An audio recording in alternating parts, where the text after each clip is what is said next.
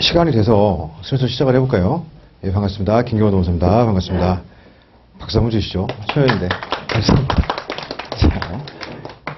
자, 오늘 자료가 나간 게 3개 있습니다. 강의 계획서가 하나 있고요. 그 다음에 사전 OT 자료 하나 나간 게 있고요. 그 다음에 좀 두껍게 나간 건 뭐냐면 조문 자료인데, 사실은 이제 그 노무사 준비하시면서 2차 시험 준비하시려면 조문 하나씩 갖고 계셔야 되는, 법전을 갖고 계셔야 되는 건데, 1차 과정 같은 경우는 아직 준비 안 되신 분들이 많이 있을 것 같아가지고 일단 하나 뽑아갖고 왔어요. 이거는 이제 시행령 시행규칙은 안 들어가 있고, 이제 근기법, 노조법 중심으로 해가지고, 이제 말 그대로 이제 법률의 규정만 딱 제가 따로 뽑아놓은 겁니다. 참고로 제가 저 앞에 보시면 박스가 하나 있잖아요. 저 오른쪽 앞에. 저게 뭐냐면 제가 상시 비치해 놓는 제 대여용 법전이에요. 그래서 혹시 좀 지금부터 법전을 좀 활용해서 하시고 싶으신 분들은 뭐 내일부터 오셔가지고 저거 이제 가져가셔가지고 활용하시고 끝날 때 반납하시고 이렇게 하시면 됩니다. 그래서 원래 평일반 그 2차 평일반 때 쓰려고 이제 갖다 놓은 건데 이제 1기가 끝났죠. 네, 그 다음에 행정이잖아요. 그래서 행정법 하시는 분들도 그냥 필요한 거 다 쓰시라고 두고 있고요. 어차피 또 2차 주말반 또 강의가 있다 보니까 그냥 또 왔다 갔다 귀찮아가지고 그냥 이렇게 비치해놓고 있으니까 1차 듣는 분들도 혹시 이제 처음 공부하실 때부터 실제 법정 가지고 좀 이렇게 훈련을 하시고 싶으시면 저거 매 시간 대여해 가셔가지고 보시고 끝나고 반납하시면 되겠습니다. 강의 계획서 보시면 오늘부터 시작해가지고 2월 20일까지 매주 월요일부터 금요일까지 저녁 총 14회 잡혀 있어요. 작년까지는 이게 1차 강의가 12회로 잡혀 있었는데 사실은 이게 12회가 진짜 빡빡해요. 그러다 보니까 매번 막 늦게까지 끝나고 보강하고 하다 보니까 도저히 안 되겠어가지고 올해 그냥 늘려버렸습니다. 14회로. 그래서 작년 8월부터 이제 저희 학원이 노동법의 1차가 14회로 이렇게 진행이 되고 있어요. 시간은 7시부터 10시 반까지인데 저희가 버스 끊기는 시간이잖아요. 그래서 저녁 강의는 늦게까지 할 수가 없어요. 그래서 무조건 그 안에 끝을 낼 테니까 그거는 너무 걱정하지 않으셔도 됩니다. 교재는 뭐 다 아시는 것처럼 전시춘 박사님의 에센스 1, 2 노동법 이렇게 돼 있어요. 우리가 이제 2차 같은 경우는 노동법 수험서가, 그러니까 노동법 교재가 뭐 기본 수험서에다가 뭐 교수님 기본서에다가 이 책을 늘리려고 마음먹으면 한두 것도 없어요. 근데 1차 같은 경우는 그렇게 책을 여러 권 볼 필요 없습니다. 그러니까 이게 지금 1, 2로 돼 있는데 이게 구성이 어떻게 돼 있냐면 기본적인 내용이 앞에 있고요. 그 다음에 OX 문제가 있고 객관식 문제가 있단 말이에요. 그러니까 2권짜리인데 이 책이 다 있어요. 그러니까 요것만 보시면 되고 이외에 추가적인 문제제품이라든가 그런 것들은 따로 필요가 없으니까 1차 준비로는 요 2권만 있으면 되겠다. 이렇게 보시면 됩니다. 뭐 시중에 1차가 제가 많이 있습니다만은 가장 많은 분들이 보는 책이고요. 그리고 가장 잘 만들었어요. 그러다 보니까 많은 분들이 보는 거겠죠. 저도 계속 1차 강의는 요 교재로 쓰고 있는데, 요 교재로 이제 활용을 좀 하고 있는데 제일 잘 나와서 그런 거니까 그렇게 좀 보시면 되겠습니다. 그래서 1차 대비용으로 추가적인 교재 공부 필요 없으니까 요 2권만 딱 보시면 되는 거예요. 예를 들어 이제 3월 달쯤 되면 문제풀이 강의하는데 그때 별도 교재를 안 써요. 그거 이제 그때는 이제 각자 교재를 보시면서 제가 추가로 드리는 자료와 문제와 그걸 본단 말이에요. 근데 이제 그거는 이걸 메인으로 가져가기 때문에 제가 추가 자료로 대체를 하는 거고요. 추가로 책을 따로 사실 필요는 없습니다. 그 다음에 각자 법전 같은 경우는 처음 시작하실 때부터 법전을 갖고 계시면 좋아요. 아무래도 2차 때 계속 써야 되니까. 근데 이제 당장 구매하시기 여러모로 부담스러우신 분들은 저거 비치해놓은 게 있으니까 한 20개쯤 되거든요. 그래서 저거는 뭐 빨리 오신 순서대로 이렇게 하나씩 가져가시면 되겠습니다. 뭐 강의 목표는 읽어보시면 될 것 같고요. 강의 진행도 이제 보시게 되면 양어를 1번에 1차 시험에 최적화된 강의가 될 수 있도록 조문과 판례 중심으로 핵심 이론만 강의합니다. 그 다음에 내일부터 이제 매회 복습형으로 교재 일부 문제 풀이하고요. 그 다음에 별도 OX 짧게 약식으로 이렇게 아침 저녁에 오셔서 테스트 진행하니까 그거 좀 조금 한 10분 정도 빨리 오셔가지고 요거를 좀 준비하시면 될 것 같아요.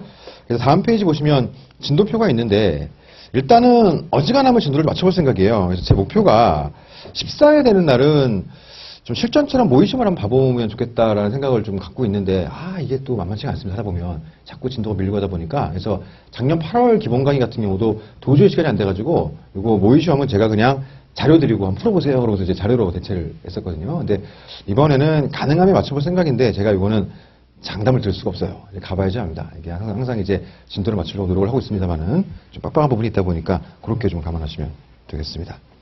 사실은 이제 1차 기본 강의가 항상 꽤 오랜 기간 동안 개인적으로 딜레마가 있었어요. 이제 뭐가 있었냐면 1차 강의라 그래가지고 정말 1차에 나올 것만 딱딱딱 할 수는 없단 말이에요. 그러다 보니까 1차 강의입니다만은 2차와의 밸런스를 어느 정도로 맞춰야 될지가 항상 사실 고민이에요. 이걸 너무 과하게 맞춰버리면 따라오는 분들이 너무 힘들고 그렇다고 너무 얕게 가자니 이게 또 2차와의 갭이 너무 큰 느낌이 있고 그래서 그거를 적정선을 좀 맞춰보려고 매번 좀 애를 쓰고 있는데 가면 갈수록 좀 어떻게 변화가 되고 있냐면 이게 처음에 너무 이제 고컬로 시작을 했더니 너무 어려워하시는 분들이 많아가지고 가면 갈수록 조금씩 이제 얕게 조금씩 변화해 가고 있어요. 매년 시간이 지나면 지날수록. 그래가지고 법리 자체가 너무 어려운 것들은 너무 깊게 들어가 버리면 이게 괜히 헷갈리고 오히려 좀 꼬일 수가 있단 말이에요. 그래서 그런 것들은 가능하면 좀 심플하게 툭툭툭 치고 이렇게 넘어가도록 하겠습니다. 그래가지고 대표적인 게 뭐냐면 이제 판례를 볼 때 우리가 판례 결론만 보는 게 아니라 원래는 판례의 논거와 결론을 둘러봐야 되는데 사실 이 논거라는 게 1차 시험에서는 아무 의미 없거든요. 근데 이 논거를 깊게 들어가기 시작하면 너무 어려운 거예요. 그러다 보니까는 예전에는 2차 강의랑 거의 비슷하게 막 이렇게 진행을 했었는데 요즘엔 조금 추세를 바꿔가지고 논거 파트는 조금 힘을 빼고요. 오히려 결론 쪽에 좀 아무래도 힘을 많이 주고 있습니다. 근데 그거는 두 가지인데 하나는 말 그대로 1차 강의니까는 1차 시험에 최저까지 할 수 있도록 하려고 하는 게 있고요. 또 한 축은 뭐냐면 일단 처음 공부하실 때 그 간략한 논거하고 너무 디테일한 거 말고 간략한 논거하고 결론만 잘 정리해 놓으셔도 2차 공부하실 때 거기다가 좀 살을 입히면 되는 거니까 오히려 그렇게 가는 게 장기적으로 나을 수 있겠더라고요. 그래서 조금 힘을 빼고 그렇게 강의를 요즘에는 진행을 좀 하고 있습니다. 참조하시면 좋을 것 같아요. 자, 그 다음에 OT 자료 그래가지고 오늘 2페이지짜리 짧게 나온 게 있어요. 요거 잠깐 보겠습니다. 지금까지 이제 민법 하시다가 노동법에 들어오신 거지 않습니까? 그러다 보니까 좀 간략한 얘기들을 좀 하고 본격적인 진도를 나가려고 이렇게 좀 맞춰놨습니다.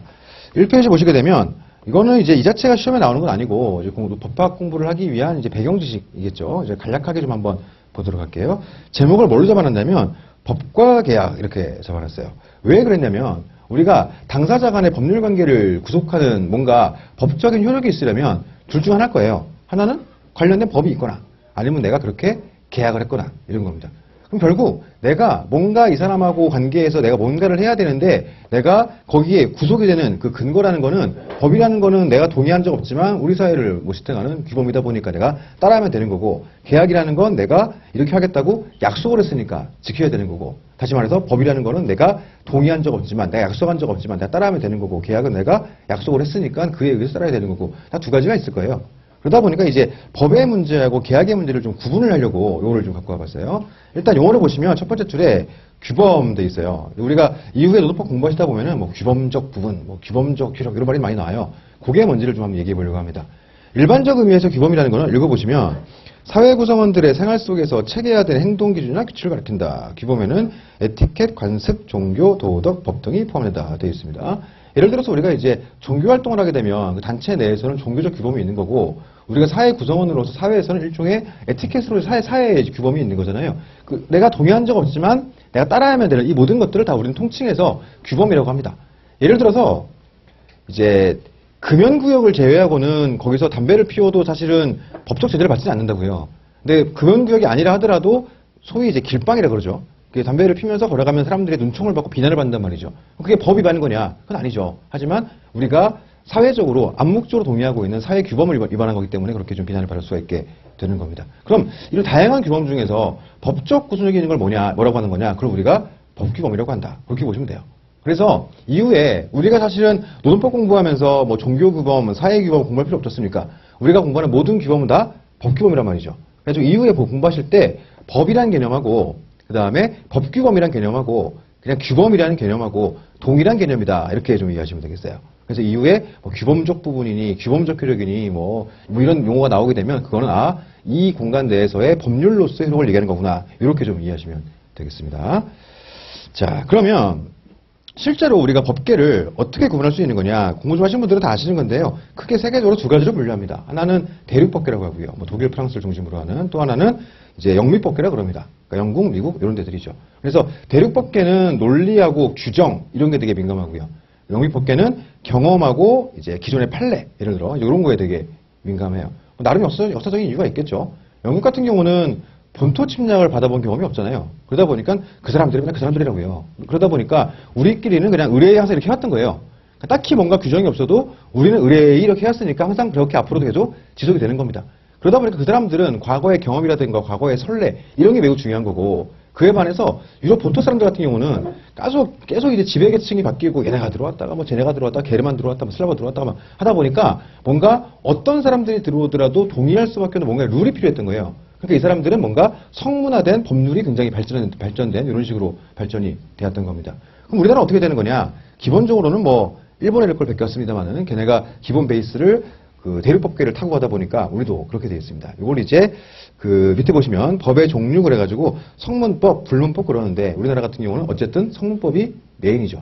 노무사 2차 시험 같은 경우에 자꾸 이제 판례가 중요하다 얘기를 많이 합니다. 그 이유는 판례에서 시험에 나오니까 시험 문제가 요즘 트렌드가 판례가 없는 건 2차 시험에 안 나온단 말이에요. 근데 우리가 계속 간과하면 안 되는 게 우리나라는 미국이 아니에요. 판례가 이러니까 이렇다. 이건 말이 안 되는 겁니다. 예를 들어서 갑하고 우리 싸워요. 누구 말이 맞냐 그랬을 때 갑말이 맞다. 왜? 판례가 그러니까. 이거는 미국식인 거고. 그래는 판례가 그 자체로 존중을 하시니까.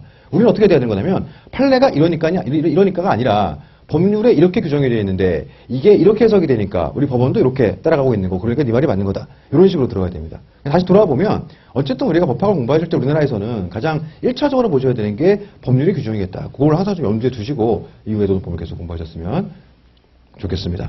그럼 우리나라가 이제 불문법을 아예 뭐 배제하는 거냐? 그건 아니죠. 성문법을 메인으로 가져갑니다만은 일부 불문법적 요소들을 좀 차용을 하고 있습니다. 뭐 민법 1조 깔아놨습니다만은 그렇게 좀 보시면 될 것 같아요. 그러면 지금 법의 체계는 어떻게 되는 거냐? 이거는 좀 이따 보고요. 내려가시면 법의 분류 보시게 되면 공법, 사법 해놨어요. 공법, 사법. 이 얘기를 한번 해보면 이 자체를 시험에서 묻진 않죠. 근데 이제 이해를 돕기 위해서 한번 얘기를 해보겠습니다. 공법이라는 개념이 있고 법을 분류할 때 사법이라는 개념이 있어요.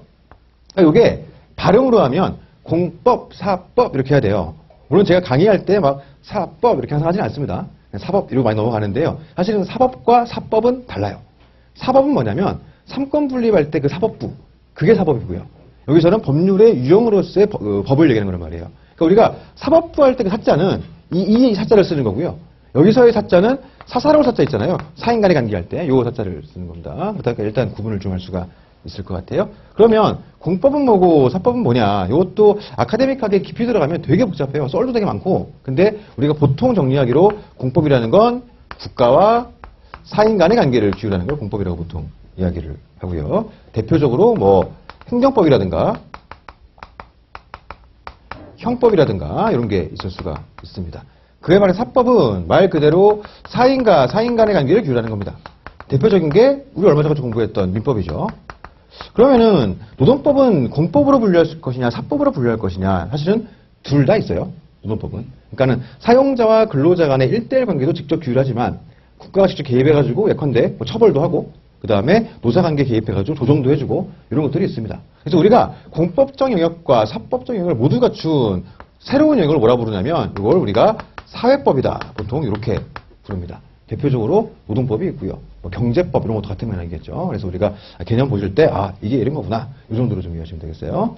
같은 맥락으로 오른쪽에 보시게 되면 실체법, 절차법 되어 있는데요. 실체법이라는 건 말 그대로 당사자 간의 분쟁이 있는데 지금 이 말 중에 누구 말이 맞는 거냐에 대한 판단을 하는 거예요. 실체적 판단. 예를 들어 민법 같은 경우에 돈을 줘야 되는 거냐 말아야 되는 거냐. 형법 그러면 처벌되는 거냐 안 되는 거냐 뭐 이런 겁니다. 근데 그에 반해 절차법은 말 그대로 이런 실체적 판단을 하기 위한 소송상의 절차 등을 얘기하고 있는 거죠. 그래서 실체법으로서 민법이 있다면 절차법으로서는 민사소송법이 있고요. 실체법으로 형법이 있다면 여기서는 형사소송법이 있고요. 우리가 2차 과목에서 배울 수 있는 절차법이 행정쟁송법이죠. 행정쟁송법이 세부적으로 들어가면 행정심판법하고 행정소송법이 있고요. 그게 이제 우리가 2차 과목으로 공부를 하게 되는 겁니다.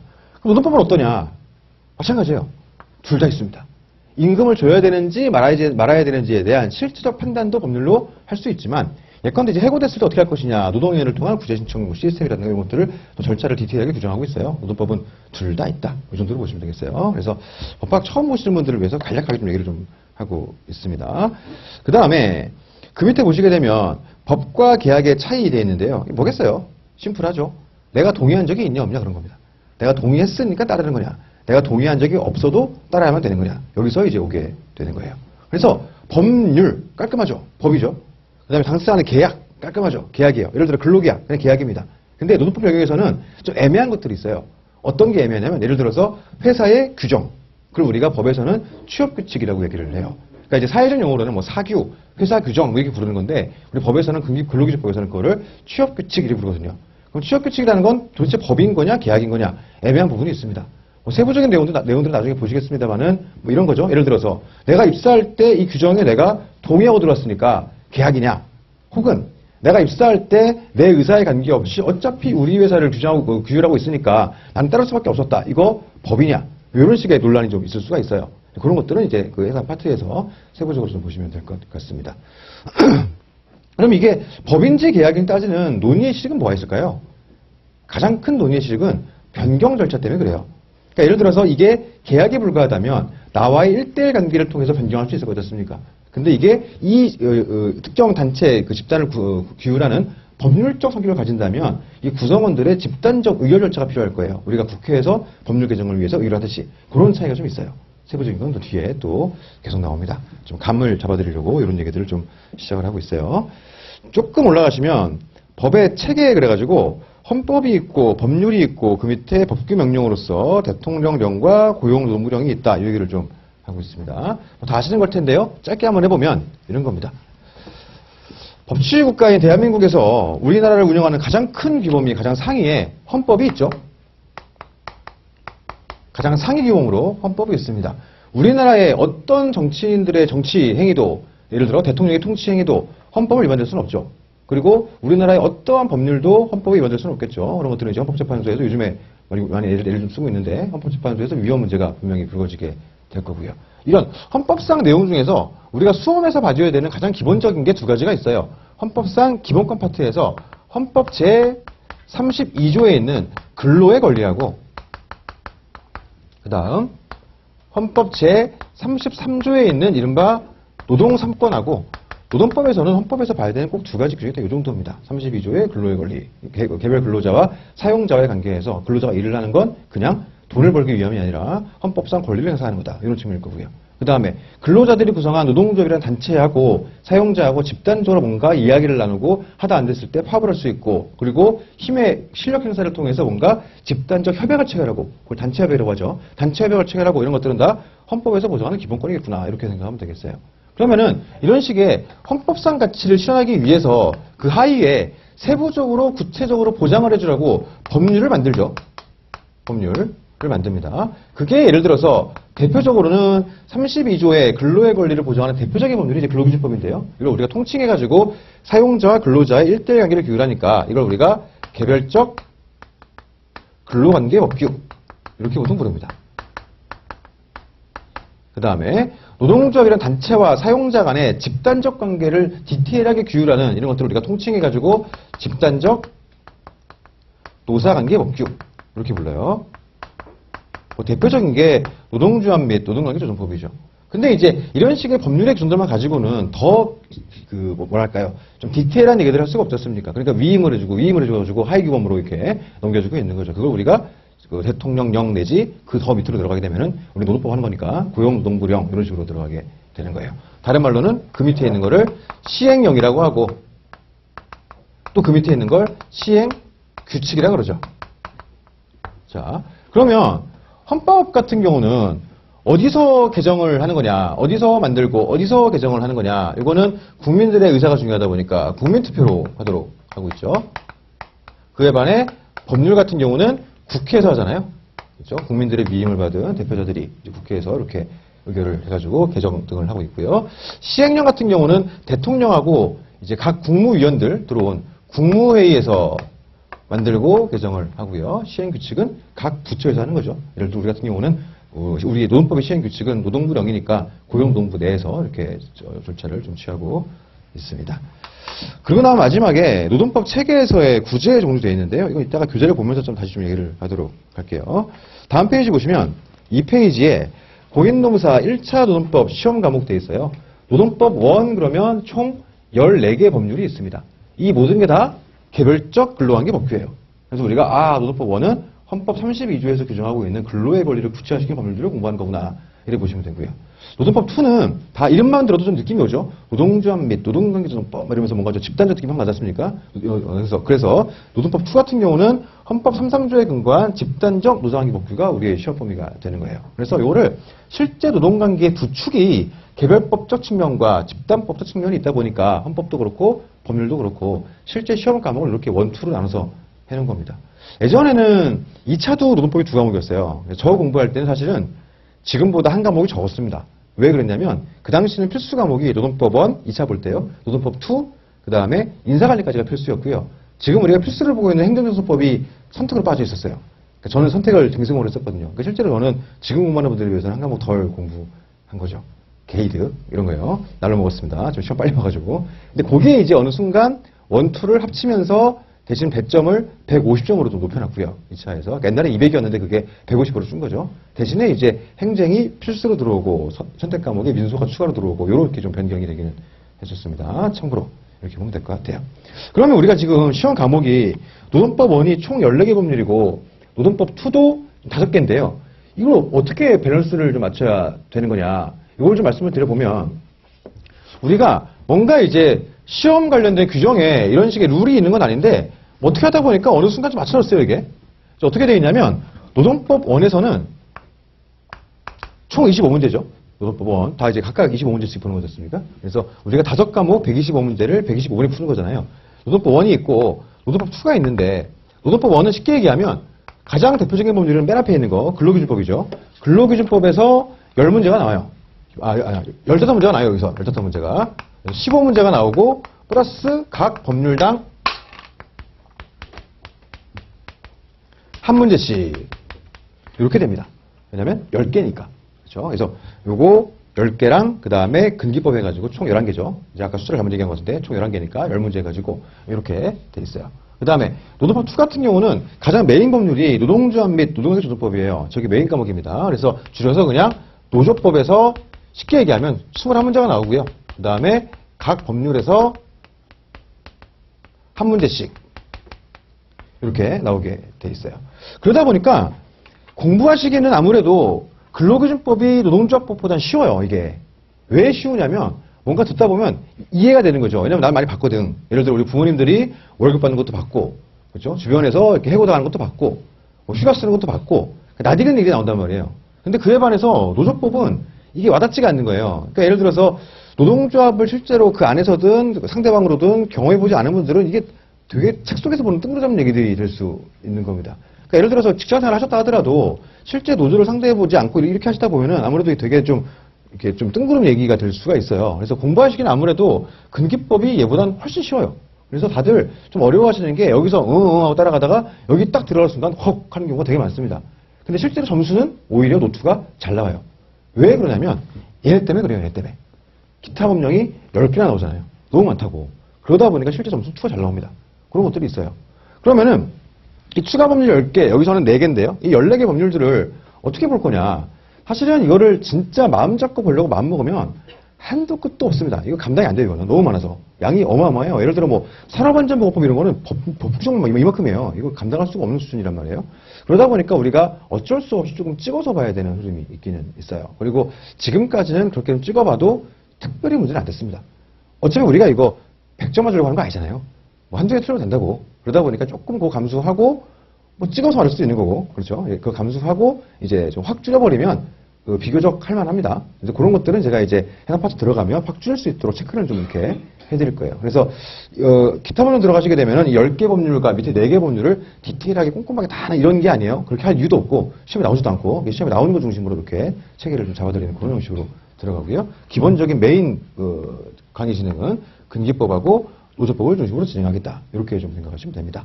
실제 2차 시험에서도 제일 중요한 게 얘하고 얘예요. 우리가 지금 몇 년 전부터 이제 시험장에서 법전이 주어지기, 한 5년 됐는데, 법전이 주어지기 시작했죠. 그래서 법전을 주어진 이후로는 근기법, 노조법 외에 기타 법령에서는 아직까지 2차 시험이 한 번도 안 났어요. 올해도 여기서만 나올 확률이 매우 크고요. 물론 이제 올해는 좀 비정규직 파트가 이슈라서 그 부분을 좀 보기 봐야 되는데, 어쨌든 제일 중요한 부분을 2가지니까 1차 공부하실 때도 이걸 메인으로 가져가시면 됩니다. 자, 이렇게 하고요. 본격적으로 시작하기 전에 하나만 더 말씀을 더 드리고 시작을 해볼게요.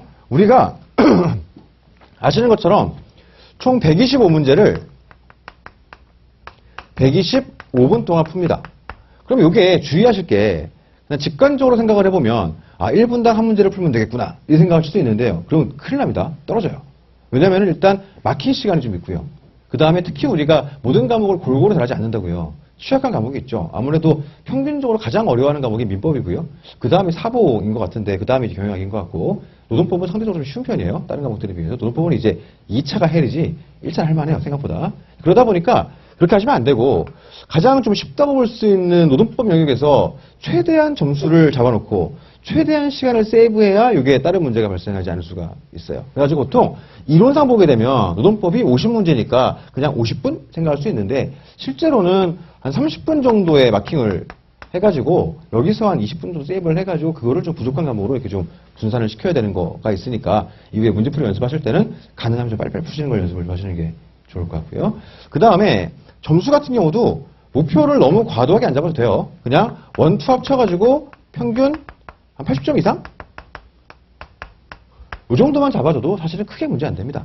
더 잘해가지고 평균 90점이 더 좋고요. 80만 넘겨줘도 크게 문제는 안 되거든요. 그러니까 이 정도만 하면 되니까 너무 그렇게 부담은 안 가져도 될 것 같아요. 그래서 노동법에서 80점 잡아주면 좀 못하는 과목 하나 명가락 했다 하더라도 평균 60 넘는데 문제가 없거든요. 그러니까 노동법에서 어쨌든 다른 과목들을 좀 이렇게 견인해 나갈 수 있도록 그렇게 잘 준비를 해 놓으셔야 돼요.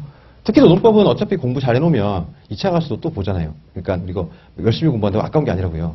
예를 들어 뭐 민법 이런 거 잘해놓으면 좋아요. 뭐 좋긴 좋은데 어쨌든 간에 2차에서 보진 않지 않습니까? 물론 그 중에 빼서 보는 게 있죠. 노동법 공부하다 보면. 그렇긴 한데 아무래도 좀 다를 수 있다고요. 그래서 여기에다가 많은 공부량을 투여하고 힘을 쓰는 걸 전혀 아까울 필요가 없습니다. 그리고 나중에 합격하신 이후에도 우리 계속 이거 가지고 먹고 살 거 아니에요.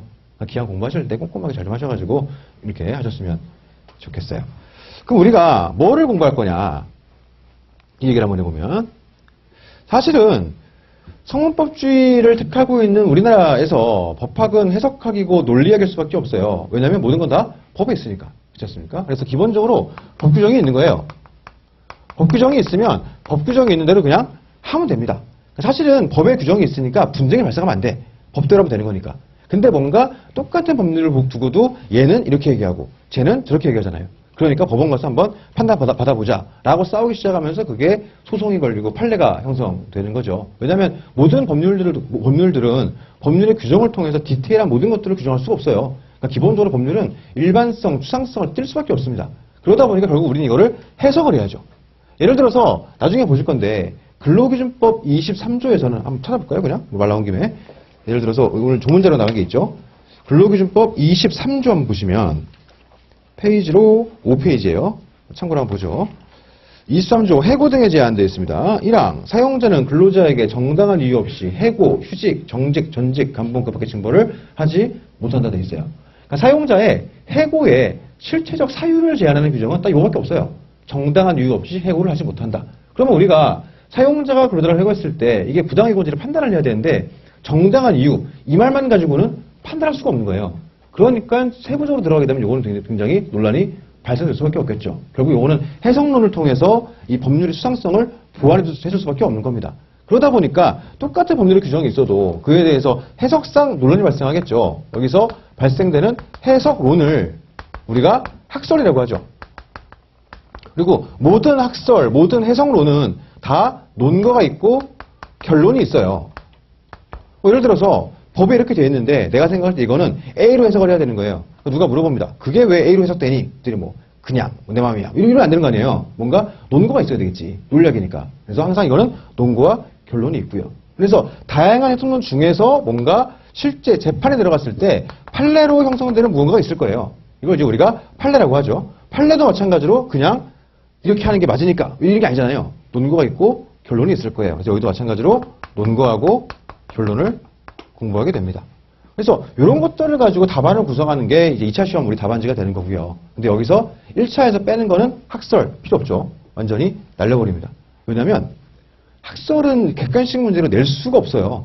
교과서마다 다 다르고 이런 게 있다 보니까 이거는 낼 수가 없습니다. 결국 뭔가 공인되어 있는 판례를 가지고 그 법규정과 판례를 가지고 문제를 낼 수밖에 없는데 여기서 특히 더 뭐가 나오는 거냐? 우리는 1차에서는 결론 중심으로 시험 문제가 출제가 됩니다. 예를 들어서 논거를 막 꽈가지고 대법원은 이런 뭐 논거로 이런 결론을 내었다. 이런 식의 문제는 아직까지 한 번도 나온 적이 없어요. 그러니까 여기서 결론을 중심으로 좀 얘기를 하게 되는 거예요.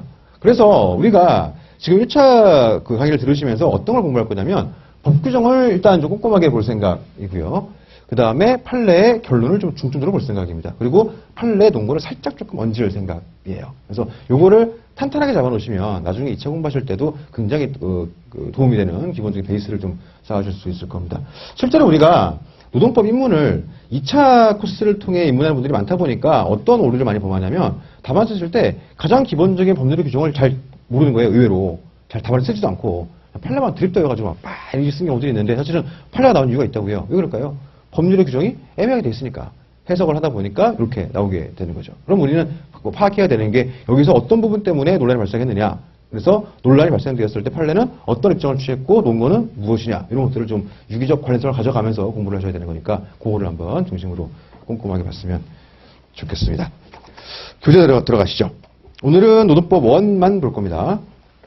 사실은 이게 편제는 어떻게 되어 있냐면 노동법의 기본 이론이 노동법 2에 있어요. 왜 그러냐면 노동법 1보다 노동법 2가 양이 적다 보니까 노동법의 기본 총론적인 내용들을 그쪽으로 밀어넣는 겁니다. 그래가지고 원래는 노동법 2를 먼저 보는 게 맞긴 맞는데 안 가져오는 분들이 많잖아요. 첫날이라. 그래서 그냥 1부터 진도는 쭉 이렇게 나가요. 그래서 노동법의 기본 이론은 그 2 들어갈 때 그때 하는 걸로 하겠습니다. 3페이지 한번 들어가 보시죠. 3페이지 한번 들어가 볼게요. 1절 근로권 되어 있습니다. 그러니까 노동법 원이 개별적 근로환경 복귀를 보는 거니까 헌법상 권리로서의 근로의 권리를 보려고 하는 거예요. 요거 들어가기 전에 우리 조문자료 첫 페이지 보시게 되면 대한민국 헌법 해가지고 32조, 33조 깔아놨죠. 이거 좀 볼게요. 조문자료 첫 페이지 보시게 되면 대한민국 헌법 되어 있습니다. 32조 1항 모든 국민은 근로의 권리를 가진다 되어 있습니다. 그래가지고 근로하는 게 내가 그냥 밥 벌어먹으려고 하는 게 아니고 국가가 나에게 보장해야 되는 헌법상 기본권이구나. 이렇게 생각할 수 있을 것 같아요. 국가는 사회경제적 방법으로 근로자의 고용 증진과 적정임금 보장에 노력해야 되며 법률이 정하는 바에 의하여 최저임금제를 시행해야 된다. 이게 이제 87년도에 지금 현행 헌법 새로 만들 때 그때 이제 넣은 거죠. 그러면서 최저임금법이 헌법상 요청에 의해서 명령에 의해서 만들어졌습니다. 실제로 80년대 후반에. 2항 보시게 되면 모든 국민은 근로의 의무를 진다. 국가는 근로의 의무의 내용과 조건을 민주주의 원칙에 따라 법률로 정한다. 돼 있어요. 그러니까 근로라는 게 권리임과 동시에 의무인 거예요. 그럼 어떻게 될까요? 의무를 이행할 의지가 없거나 의사가 없거나 의무를 이행할 능력이 없는 사람들한테는 권리가 보장이 안 될 거예요. 그러니까 예를 들어서 우리가 하다못해 실업급여 신청을 해도 그냥 내가 실업됐으니까 내나 이게 아니라 내가 계속 구직 노력을 하고 있음을 보여주지 않습니까? 그러니까 내가 의무를 이행할 준비가 되어 있으면 계속 얘기하는 거예요. 그 사람들한테 권리가 보장되는 거니까. 그런 면으로 좀 이해하시면 되겠습니다. 3항 근로조건의 기준은 인간의 존엄성을 보장하도록 법률로 정한다 돼 있어요. 법률로 정한다. 그러면 법률로 근로조건의 기준을 정하는데 인간의 존엄성을 보장하도록 정하래요. 그럼 어떻게 해야 될까요? 최저기준을 깔아야지. 맞지 않습니까? 너네끼리 마음대로 근로계약 체결을 하더라도 최소한 요거 넘기게 해라. 이래야지 뭔가 존엄성이 보장이 되겠죠. 그러다 보니까 결국 근로조건의 최저기준을 법으로 정하라는 얘기구나 돼 있어요. 이 요청에 의해서 근로기준법, 최저임금법 이런 거 가지고서 최저기준을 정하고 있는 거죠. 네, 그렇게 좀 이해하시면 되겠습니다. 4항하고 5항은 여자들하고 연소자의 경우에 신체적 특성들이 있다 보니까 그런 부분들을 고려해가지고 근로를 특별히 보호해줘라 이런 겁니다. 그 다음에 성별에 따라 차별하지 마라. 아예 헌법상 요청인 거예요. 이 요청을 받아가지고 예를 들어 남녀고용평등법 이런 데서는 성별에 따른 차별을 금지하고 있고 뭐 금기법 등을 통해 가지고 여성이라든가 연소자에 대한 근로에 대한 특별 보호 예컨대 이제 뭐 임산부의 보호라든가 어린 친구들의 근로시간 규제라든가 그렇죠 위에 위험한 사업장에 못 쓰게 한다든가 이런 식의 다양한 보호 등을 두고 있습니다. 왜 법에서 두고 있는 거냐? 헌법에서 명령을 하니까 그렇게 두고 있는 거죠. 근데 그에 반해서 6항 같은 경우는 근로의 특별 보호가 아니고 좀 다른 맥락이에요. 국가유공자, 상위군경, 상위군경은 다친 사람들이죠. 군인경찰, 전몰군경, 돌아가신 분들이고요. 그래서 국가유공자, 상위군경 및 전몰군경이 유가족은 법률이 정하는 바에 의하여 우선적으로 근로의 기회를 부여받는다. 이렇게 되어 있습니다. 그래서 위에서 여성과 연소자는 근로의 특별보호고 이 사람들은 우선적 근로기회 보장이고 그러다 보니까 유공자 가산점 이런 것들이 헌법상 요구에 의해서 만들어지고 있는 거예요. 그래서 기본적으로 헌법 32조에는 이런 것들이 있구나 보시면 되겠습니다. 깔아놓고서 한번 교재로 가볼게요. 3페이지 가겠습니다. 읽어보시면 1번 근로권의 의 되어 있는데요. 줄친데 보시게 되면 국가에 대해서 근로의 기회를 제공해 줄 것을 요구할 수 있는 권리. 기본적으로 이런 겁니다. 내가 지금 권리를 행사하고 싶은데 권리 행사를 못하고 있다. 나 실업자다. 일자리 좀 만들어다오. 이런 것들이 근로의 권리예요. 다만 이제 이런 근로의 권리가 밑에 박스 안에 있는데요. 뭐 중요한 건 아닙니다. 편하게 보세요. 시험 안 나와요. 이런 식의 근로의 권리가 정말 국가가 나에게 구체적 일자리를 꽂아다오. 이런 건 아니지 않습니까? 그렇게 되면 이건 사회주의 국가지. 그러니까 자본주의 국가의 질서 내에서는 그렇게까지 갈 수가 없다고요. 그러다 보니까 간접적인 방식을 통해서 일자리 창출 사업을 하고 취업 지원 사업을 하고 그래도 안 되면 실업급여 해가지고서 좀 이렇게 생활을 지원해주고 이런 식의 형태로서 근로의 권리가 행사될 수 있도록 지원하는 시스템이 이제 우리나라의 현행 시스템이겠죠. 그래가지고 밑에 보시면 박스 안에 근로권의 의미에 대한 두 가지 시각되어 있는데요. 시험에 안 나와요, 이거. 참고로 보세요. 시험에 안 나옵니다. 그 다음 2번. 근로권의 주체. 일을 하는 사람이 주체가 되는 거니까 개인인 근로자가 주체가 되는 거죠. 개인인 근로자. 근데 한번 생각을 해볼게요. 이게 나온 김에. 한번 생각을 해보겠습니다. 우리가 근로의 권리라는 건 사실은 두 가지 측면으로 접근할 수 있어요. 뭐냐면 첫 번째는 일할 자리의 측면입니다. 내가 지금 근로의 권리를 행사하고 싶은데 일자리가 없는 거예요. 그러니까 일자리를 만들어다오 요구할 수 있는 거. 이게 근로의 권리겠죠. 이거 누가 청구할 수 있겠어요? 실업자, 해고자, 구직 중인 자 이런 사람들이 생각할 수 있는 거겠죠.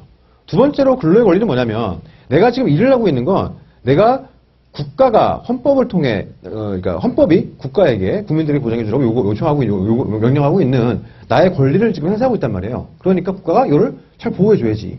그러니까 내가 실제로 일하는 사람들한테는 일할 환경의 문제도 발생될 수 있는 거예요. 내가 지금 권리 행사하고 있는 거니까 최소한 조건 등은 보장될 수 있게 해달라. 이런 측면도 있겠죠.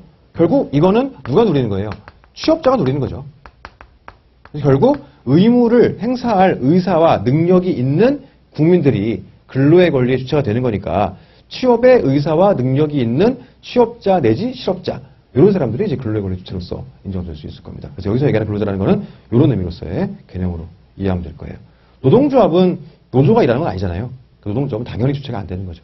사용자는 말할 것도 없고요. 그렇죠? 당연히 그렇습니다.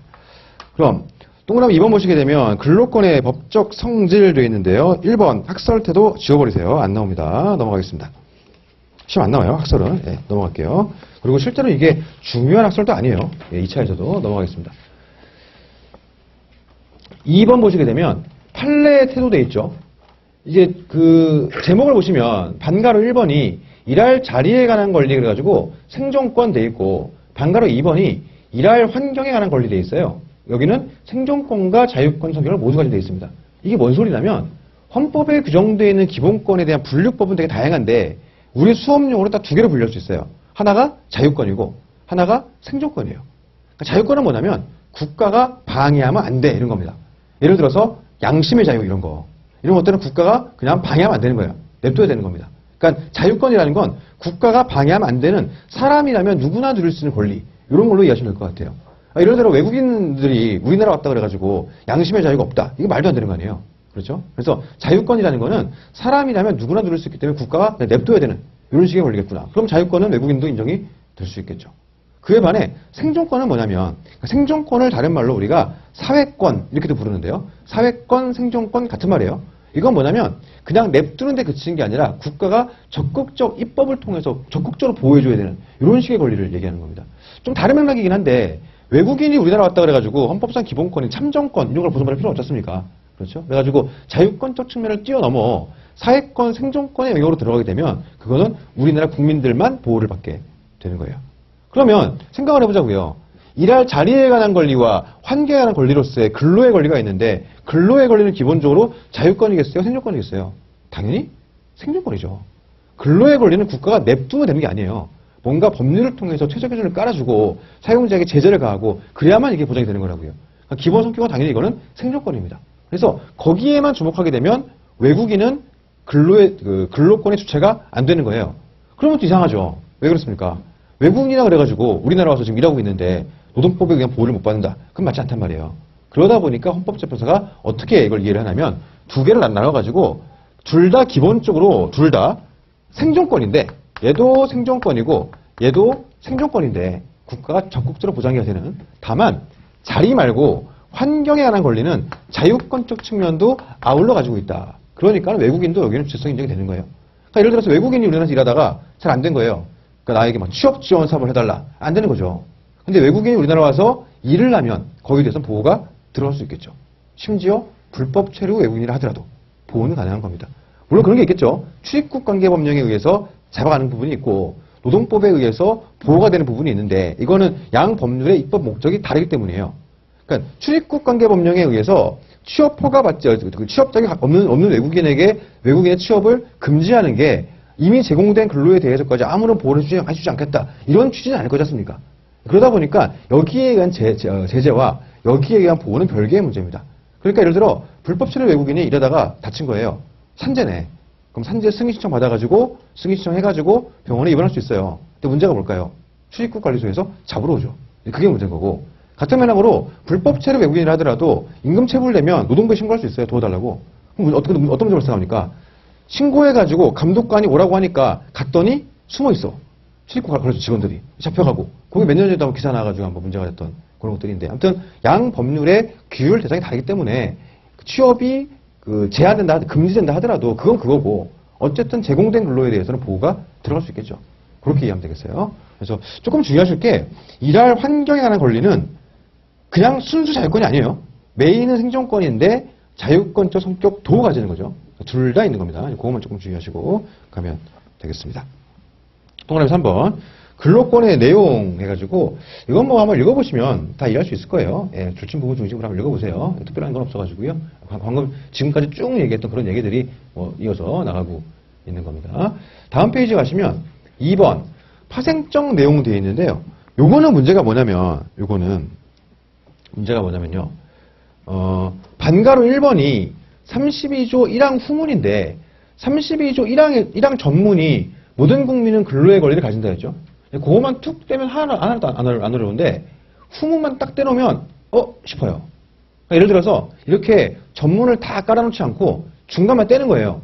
뭐 국가는 사회경제적 방법으로 적정임금 보장에 노력해야 된다. 이렇게 하면 이게 헌법에 있었나? 이런 생각이 들어요.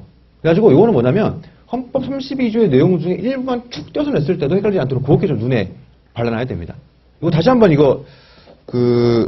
조문 다시 한번 보시면 이거 볼게요. 많이 틀린 것들 좀 얘기해 보겠습니다. 32조 1항에서 후문이 많이 틀려요. 후문 중에서 방금 얘기했던 것처럼 일부만 톡 뗐을 때 이게 낯설단 말이에요. 왠지 좀 처음 보는 것 같고 이런 느낌이 들어요. 그래서 되게 자주 나오는 문제 중에 하나예요. 이게 다음 문 중 헌법상 근로의 권리의 내용이 아닌 것은 이러면서 근데 이게 낯설어 버리면 안 되니까 눈에 좀 발라놔야 됩니다. 중간에 일부를 떼더라도 문제 없도록. 같은 맥락으로 2항 같은 경우도 근로의 의무를 준다. 다 하는 거 아니에요. 근데 이것도 후문만 떼면 낯설어요.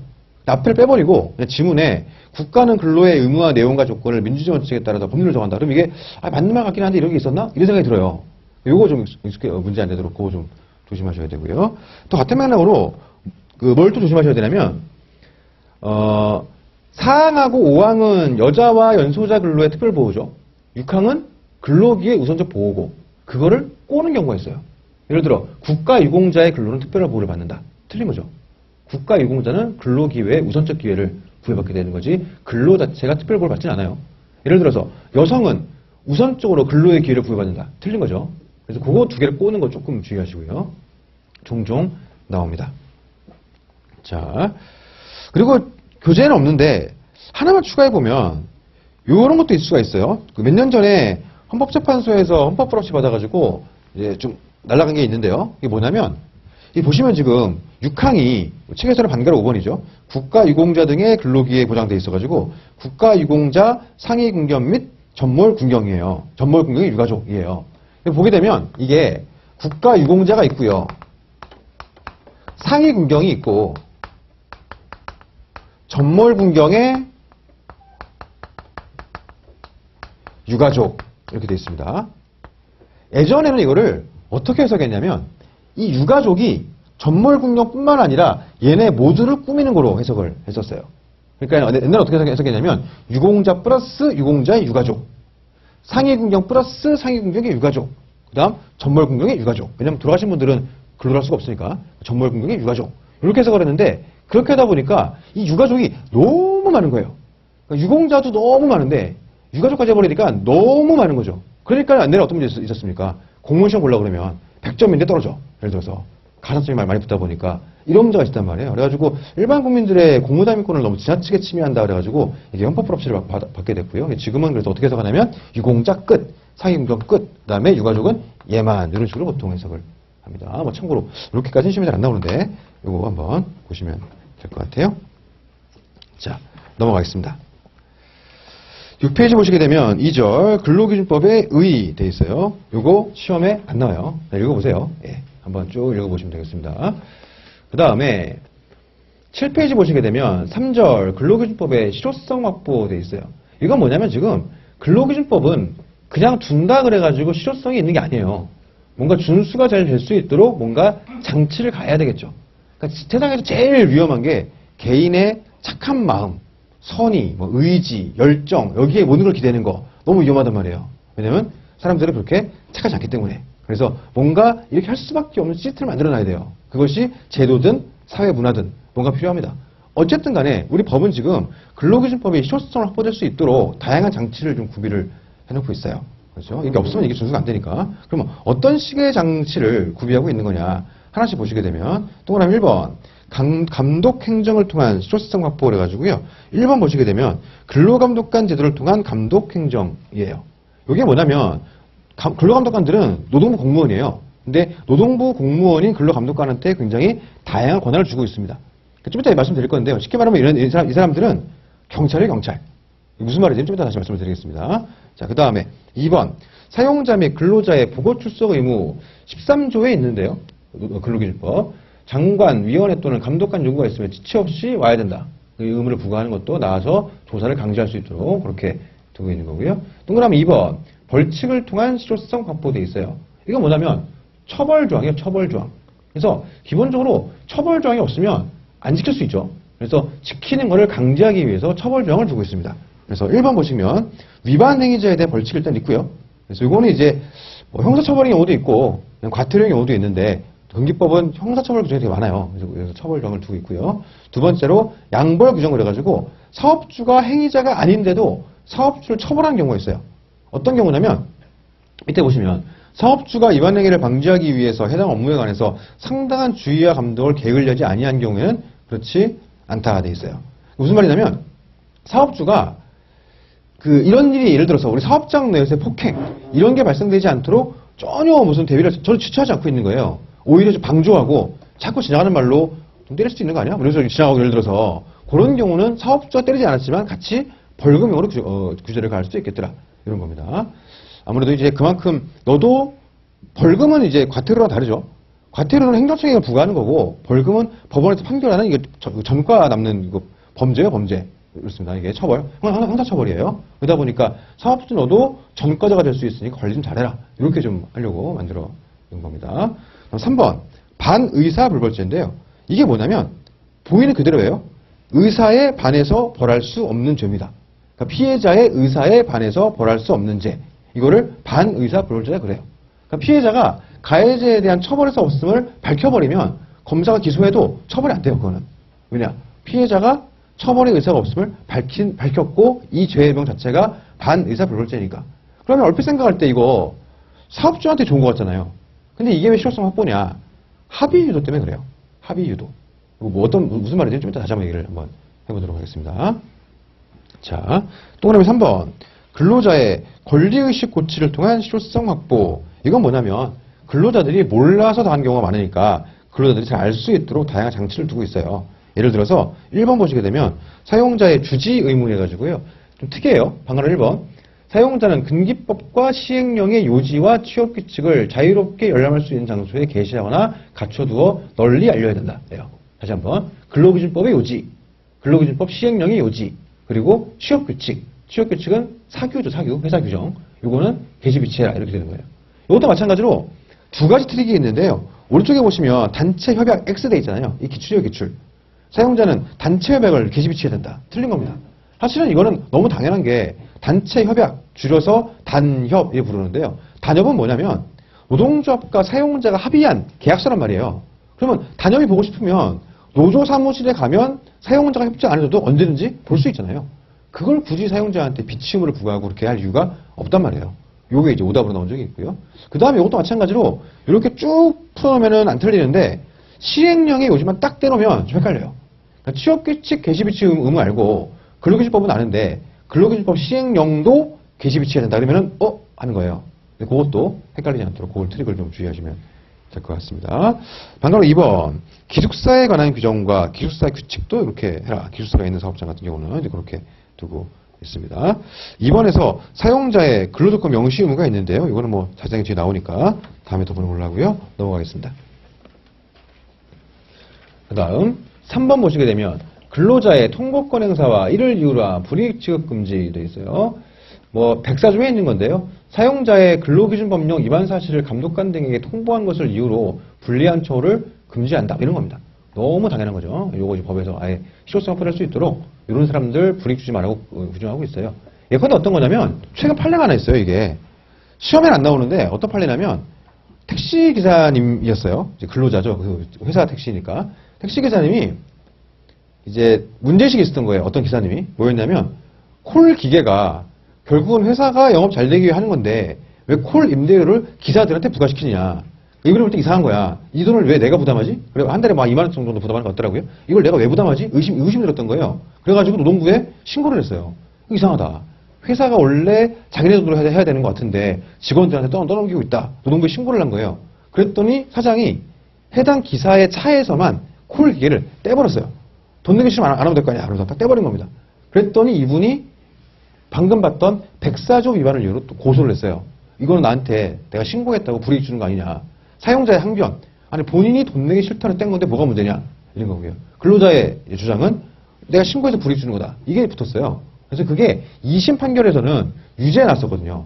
대법원 가가지고 이제 무죄로 뒤집혀졌는데 본인이 싫다니까 뗀 거다. 뭐 이런 식으로 나온 게 하나 있는데 시험용은 아니고 예컨대 이제 그런 것들을 생각 한번 해볼 수가 있습니다. 자, 4번 근로조건 결정에 있어서의 노사 합의. 합의 내지 협의 규정 등을 통해 가지고 그러니까 합의와 협의는 다르죠. 합의는 뭐냐면 결국 동의랑 같은 말이에요. 합의, 동의, 의사, 합치 같은 말입니다. 뭐 승낙 다 같은 말이죠. 근데 그에 반해 협의는 뭔가요? 협의. 의견 청취 이런 거죠. 달라요. 그러니까 합의는 이 사람이 동의, 합의 안 해주면 못하는 거고 협의는 그냥 얘기만 들어서 내 마음대로 하면 돼요. 근데 어쨌든 간에 우리 법에서 합의든 동의든 뭡니까? 협의든 간에 뭔가 절차적 규정들을 두고 있는 이유는 그만큼 근로자들이 뭔가 변경하거나 할 때 개입해가지고 뭔가 얘기할 수 있도록 해주기 위한 취지가 아니겠느냐. 이렇게 보고 있는 겁니다. 밑에 보시면 표가 다 있잖아요. 이게 그냥 외울 필요는 없고요. 지금 보면은 뭐지 싶은데 한번 돌리고 한 2번 돌리고 나면은 억지로 외우지 않아도 대충 다 알게 돼요. 지금은 너무 부담 가지지 마시고요. 예를 들어서 한 2-3번 돌렸는데도 이게 잘 와닿지가 않는다. 그때는 좀 인위적으로 암기를 좀 해야 되겠죠. 지금 당장 이거 외워봐야 뭐 외워주지도 않고 지금 당장은 외울 필요는 없습니다. 근데 1-2번 돌린 이후에도 감이 너무 안 오면 그때는 좀 인위적으로 암기할 필요가 있어요. 이거는 지금은 그냥 이렇게 그냥 보고 넘어가시면 되겠습니다. 그 다음에 4절 근기법 적용 범위 보기 전에 좀 더 일반적인 내용 한 번 더 얘기하고 잠깐 쉬도록 하겠습니다. 사실은 이제 우리가 뭔가 분쟁이 발생했을 때 이거를 해결할 수 있는 방식은 크게 2가지가 있어요. 첫 번째는 뭐냐면 민사 방식이 있고 두 번째로 형사 방식이 있죠. 민사적 방식은 뭐냐면 민사소송을 통해서 뭔가 나의 권리 의무를 확보받으려고 하는 거예요. 내 피해를 보전받고 이렇게 하려고 하는 겁니다. 그러니까 뭐냐면 민사소송을 통해서 뭔가 나에게 권리가 있음을 확인을 받고 그렇죠? 두 번째로 확인된 내용을 기반으로 해가지고 나에게 발생된 손해를 네가 배상하라고 소송을 제기하고 이런 것들이 있습니다. 손해배상. 그래서 이제 민법 할 때 맨날 봤지 않습니까? 손해배상은 대표적인 2가지죠. 민법 390조의 채무불이행 책임하고 민법 750조의 불법행위 책임 2가지가 대표적으로 나오는 거지 않습니까? 그러니까 민사는 안 되는 게 없어요. 예를 들어서 사용자가 나를 해고했다. 걸면 되지 뭐. 해고 무효 확인 소송, 뭐 부당 해고 확인 소송, 근로자 지위 확인 소송 이름이야 붙이기 나름이고 내가 당한 이 해고가 무효임을 확인을 받고 그로 인해 발생된 나의 손해에 대해서 배상을 청구하고 이렇게 되는 겁니다. 예를 들어 사용자가 나에게 임금을 체불했다. 그럼 나에게 체불임금에 대한 이제 권리가 있음을 확인받고 그 사용자가 임금을 체불함으로써 나에게 발생 손해를 내가 배상을 받고 이런 거죠. 민사는 안 되는 게 어딨어. 다 되는 거지 뭐. 그래서 모든 분쟁에서 다 민사는 다 돼요. 기본적으로. 사용자가 청구하든 근로자가 청구하든 이런 겁니다. 예를 들어 사용자 입장에서도 이 근로자가 근로관계에 대해서 불법 행위를 통해 가지고 나에게 손해를 끼친 겁니다. 그러면 750조에 의해서 손해배상을 청구할 수 있겠죠. 예컨대 그런 겁니다. 두 번째 형사 문제는 뭐냐면 별도로 가야 되는 건데 기본적으로 얘는 처벌 조항이 있어야 되겠죠. 처벌 규정 있어야 됩니다. 이걸 우리가 뭐라 하냐면 죄형 법정주의 그래요. 형법에서. 무슨 말이냐면 범죄와 형벌은 법이 정하는 대로 따르다 이거예요. 그래서 법에 없으면 죄가 아니고 법에 없으면 처벌할 수 없다. 이게 죄형보통주의입니다. 그래서 민사관계하고 형사관계 달라요. 뭐가 다르냐면 형사관계에서는 판사가 유죄를 판결하려고 보니 근거 법률이 없는 거예요. 그러면 이거는 무죄예요. 그냥 처벌할 수가 없습니다. 근데 민사관계에서는 뭔가 누구 말이 맞는지 판단하려고 보니 근거 규정이 없는 거예요. 그럼 그때는 법관의 재량으로 법 해석을 통해서 판단을 해줘야 돼요. 어떤지 아시겠죠? 그러니까 민사관계에서는 법관이 법률에 없는 거는 어느 정도의 재량권을 행사해서 약간 좀 법 형성적 판단을 할 수가 있어요. 형사 같은 경우는 법관에게 한계가 명확하죠. 왜냐? 죄형법통주의 원칙이 규율하니까 법이 없는 건 무죄예요, 무조건. 천하의 나쁜 놈이라도 그거는 무죄가 되는 거죠. 뭐 어쨌든 간에 민사적 대응과 형사적 대응은 사실은 이게 별개의 문제란 말이에요. 예를 한번 들어봅시다. 술을 마시다가 옆 테이블에 있던 사람이 막 시비를 걸어요. 나한테 막 시비를 겁니다. 내가 하지 마세요 하다가 엄청 맞은 거예요. 일단 내가 뭐 하겠습니까? 경찰을 부르겠지. 그거는 형사 문제예요. 근데 경찰은 원래 돈 받아주는 데가 아니라고요. 경찰에 신고하면은 합의하는 과정에서 돈이 들어오다 보니까 결론적으로 돈을 받게 되지만 합의가 안 되면 경찰이 얼마 줘 이렇게 할 수는 없단 말이에요. 경찰이 하는 건 검찰에 올려가지고 기소 의견으로 기소해야 될 것 같습니다. 이렇게 올리는 것밖에 할 수 없는 거죠. 예를 들어 가해자가 난 끝까지 못하겠다 버텨버리면 이거는 그냥 형사건으로만 들어가는 거예요. 그럼 나는 나의 피해를 보전받기 위해서 다시 민사를 들어가야 되는 거지. 이 얘기를 왜 하냐면 일부 사업주들이 그 얘기하잖아요. 나 너 돈 안 준 거 벌금 낼 거다. 얘기하지 않습니까? 그럼 맞지 않은 거지. 벌금은 벌금대로 내는 거고 형사적 측면으로 민사로 들어가면 그거는 줘야 되는 거예요. 그렇죠? 이거는 별개의 문제겠더라. 요거 일단 깔고 한번 가보시고요. 요 감을 잡기 위해서 별개의 문제겠더라. 깔고 가시고 그 다음에 용어 얘기를 좀 해보면 형사건 용어를 한번 얘기해보면 고소란 개념이 있고 고발이란 개념이 있고 진정이란 개념이 있어요. 이것도 이제 개념을 한번 얘기해 봅시다. 처음에 시작하시는 거니까. 이건 뭐냐면 고소라는 건 쉽게 말하면 피해자가 정식으로 소를 제기하는 거 이거예요. 그러니까 아까 같은 경우에 제가 맞았어요. 맞은 내가 소장을 써가지고 검찰이든 경찰이든 공식적으로 소를 접수하는 겁니다. 이게 고소가 되는 거고요. 고발은 뭐냐면 피해자가 하는 게 아니라 남들이 하는 거예요. 예를 들어 아까 같은 경우에 맞았는데 못하겠어 고소를. 왜냐? 문신이 있어. 그러니까 무서운 거야. 그래가지고 주저주저 하니까 친구가 옆에 있다가 이 바보 같은 놈 그러면서 지가 막 썼어 이렇게. 그러면 고발이 되는 거죠. 그래서 우리가 시민단체가 정치인들 고발 많이 하셨습니까? 이렇게 고발장 들고서 가서 사진 찍고 하잖아요 이렇게. 그게 이제 고발이 되는 거죠. 그의 말의 진정은 뭐냐면 아직 공식적으로 소가 제기된 게 아니에요 이건 지금. 이거는 그런 겁니다. 소가 제기된 게 아니에요. 이건 그냥 일종의 민원이라고 보시면 돼요. 민원. 도와주세요 이런 겁니다. 예컨대 112로 경찰을 불렀다. 민원이야 민원 그건 그냥. 나는 소장을 넣은 적이 없거든. 그냥 민원입니다. 그러니까 검사와 경찰이 수사를 하는 건 둘 중 하나겠죠. 고소고발이 들어왔거나 아니면 자기네들이 범죄 사실을 인지를 했거나 그래가지고 기소 여부를 판단한 거지 않습니까? 그러니까 이걸 일종의 인지를 할 수 있도록 이제 민원을 제기한 그런 거라고 좀 보시면 되겠습니다. 그러니까 이거는 이제 행정청에 되게 많은 재량권이 부여가 돼요. 그러니까 자꾸 이제 막 그러면 합의 유도하고 그냥 아예 그냥 식좋게 가세요. 그러면서 막 합의 유도가 그런 거죠. 근데 고소나 고발 들어가면 상대적으로 막 경찰이 와가지고 합의를 유도한다거나 그렇게 하지는 않습니다. 왜냐면 이미 소가 제기됐으니까. 진정은 이게 공식적인 소가 되기 전에 그냥 끝내고 싶으니까 자꾸 합의를 유도하는 거고 그런 측면이 있어요. 자, 그러면 이 얘기를 왜 길게 했냐? 아까 한 얘기를 이어서 하려고 그랬던 겁니다. 아까 우리가 반의사 불벌죄를 얘기했어요. 이게 실효성을 확보하기 위한 거다. 이렇게 얘기했습니다. 왜 그러냐면 생각을 해봅시다. 내가 임금을 체불당했어요. 노동부에 신고를 했습니다. 이게 뭡니까? 진정이지. 일단 딴 얘기 먼저 해보면 일반 형사사건은 기소권은 검사가 가지고 수사권은 검사랑 경찰이 가지죠. 그러니까 일반 형사사건은 기소권은 검사가 독점하고 있고 그러니까 경찰이 기소 못하잖아요. 검사가 해줘만 할 수 있는 거죠. 요즘에 경찰들이 요구하는 게 자기들도 기소권을 달라고 얘기하는 거지 않습니까? 아무튼 기소권은 검사가 가지고 수사권은 검사하고 경찰이 가지죠.